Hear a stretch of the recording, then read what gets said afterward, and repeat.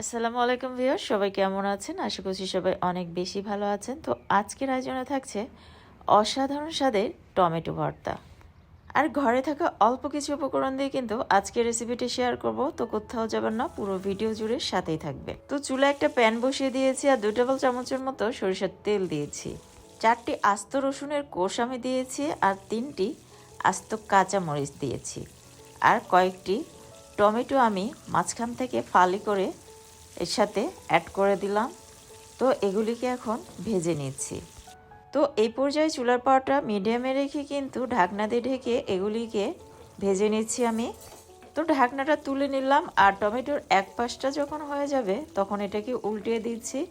আর এখানে আস্ত রসুন আর কাঁচা মরিচটাকেও কিন্তু আমি উল্টিয়ে পাল্টিয়ে খুব ভালোভাবে এগুলিকে ভেজে নিচ্ছি। তার সাথে সাথে এগুলি কিন্তু খুব ভালোভাবে সিদ্ধটাও হয়ে যাবে। আর আমি কিন্তু কোনো পানি ইউজ করব না, টমেটোর থেকে যে পানিটা বের হবে সেটা দিয়ে কিন্তু এটা খুব ভালোভাবে সিদ্ধ হয়ে যাবে। অনেক সময় দেখা যায় কাঁচা পেঁয়াজ, কাঁচা রসুন, কাঁচা মরিচ দিয়ে ভর্তা বানিয়ে নিলে এই ভর্তাটা কিন্তু বেশিক্ষণ রেখে দেওয়া যায় না। তো আমি যে প্রসেসে বানিয়ে দেখাচ্ছি এভাবে একবার বানিয়ে দেখবেন। আপনারা কিন্তু দুপুরে যদি ভর্তাটা বানিয়ে থাকেন রাতেও এটা খুব ভালো থাকবে এবং রাতেও কিন্তু আপনারা সুন্দরভাবে সার্ভ করতে পারবেন। তো অলরেডি এটা কিন্তু খুব ভালোভাবে সিদ্ধ হয়ে গিয়েছে।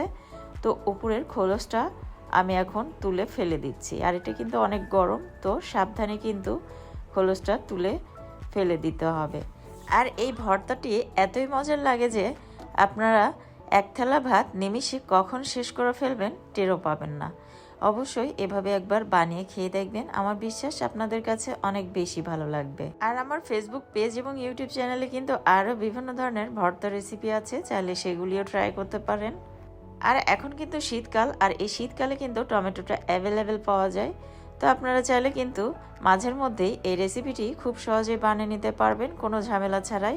আর কোনো বাটাবাটির ঝামেলাও নেই আমি যে প্রসেসে বানিয়ে দেখাচ্ছি। তো উপরের খোলসটা কিন্তু তুলে নেওয়া হয়ে গিয়েছে। এখন টমেটোগুলিকে আমি কিন্তু এভাবে ভেঙে দিচ্ছি, দেখতে পাচ্ছেন। আর টমেটো থেকে কিন্তু অনেকটাই পানি বেরিয়ে এসেছে, আর এই পানিটাকে কিন্তু শুকিয়ে নিতে হবে।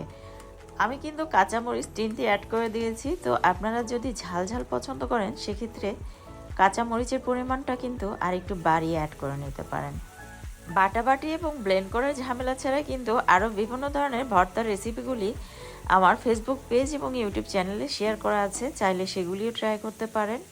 আর আমার ফেসবুক পেজ এবং ইউটিউব চ্যানেলের কোনো একটি ভিডিও যদি আপনাদের কাছে ভালো লেগে থাকে তাহলে ফেসবুক পেজ থেকে দেখে থাকলে ফলো দিয়ে আমাকে সাপোর্ট করবেন, আর ইউটিউব চ্যানেল থেকে দেখে থাকলে সাবস্ক্রাইব করে সাথেই থাকবেন। তো এই পর্যায়ে আমি কিন্তু অ্যাড করে দিয়েছি স্বাদ মতো লবণ, একটি পেঁয়াজ কুচি করে অ্যাড করে দিয়েছি আর 1 চা চামচ দিয়ে দিলাম।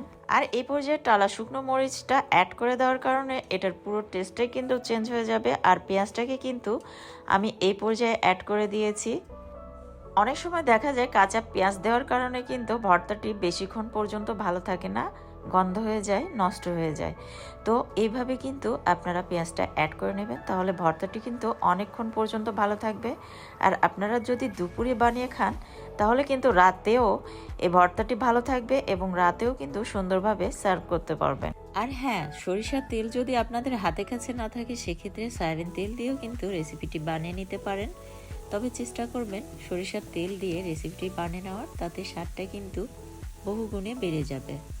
আর এ পর্যায়ে অ্যাড করে দিলাম কিছু ধনিয়া পাতা কুচি, এই ধরুন 2 টেবিল চামচের মতো হবে। তো সব কিছু একসাথে খুব সুন্দরভাবে মিক্স করে নিলাম। আর অবশ্যই এই পর্যায়ে লবণটা চেক করে নেবেন। তো সহজ সহজ ও মজাদার রেসিপিগুলি পেতে আমার ইউটিউব চ্যানেলটি আজই সাবস্ক্রাইব করে ফেলুন এবং পাশে থাকা বেল আইকনটি অন করে দিন। আর ভিডিওতে অবশ্যই একটি লাইক দিতে ভুলবেন না। আর অবশ্যই পরিবার পরিজনদের মাঝে ভিডিওটি বেশি বেশি শেয়ার করে দেবেন, কারণ আপনাদের একটি শেয়ার কিন্তু আমাকে সামনে এগিয়ে নিয়ে যেতে অনেকটাই সাহায্য করবে। তো পরবর্তী রেসিপি দেখার আমন্ত্রণ জানিয়ে বিদায় নিচ্ছি। ধন্যবাদ সবাইকে।